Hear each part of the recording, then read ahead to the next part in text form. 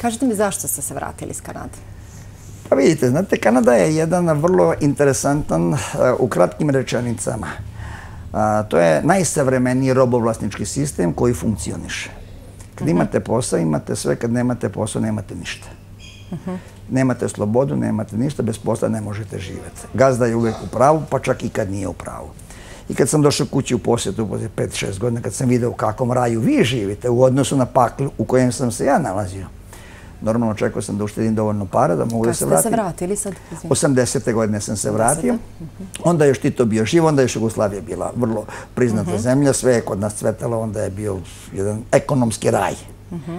E sad, sve ovo što smo danas doživjeli, to sam ja pre 20 godina rekao šta će nam se desiti, da će Amerika da sruši Jugoslaviju, da njima ne treba socijalizam, da radnička klasa Amerike ne sme da ima lidera kao Jugoslavija, gdje ima radnik sva ljudska prava, da učestvuje u podjeli profita, da je školstvo besplatno, zdravstvo besplatno. Ništa to nije bilo besplatno. Sve se to plaćalo od profita firmi. Da li se mi sada u Srbiji približavamo? Pa mi smo sad počeli ulaziti u kapitalizam, tek je ovo početak rđavog.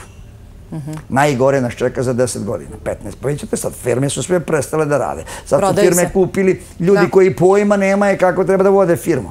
Država im je dozvolila da se obogata i sad kao bogati kupovali su firme s kojom ne zna šta da rade. A cilj Zapada je da deklasira socijalizam do te mere da zapadni radnik nikad ne poželi socijalizam. I da vam o tom ne bi pričao jer to sad političarima ne ide u prilog, ovakva moja izjava. A i ovo nije emisija o politici, pa čujte, ja sam 20 godina tačno ispričao šta će nam se desiti i to nam se tačno desilo od A do Š.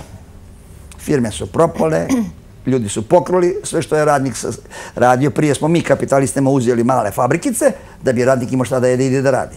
Pa smo od tog napravili velike gigante, sad smo ponovo od našeg dali vama. Sad vi imate, a mi svi nemamo, radnike na ulici, radnike na posla, bez posla. Prema tome... Znači, prepoznajete Kanadu sad polako i kod nas? Pa da, vidite sad, zašto bi nas 308 zemalja bombardovalo bez objave rata? Da sruše socijalizam.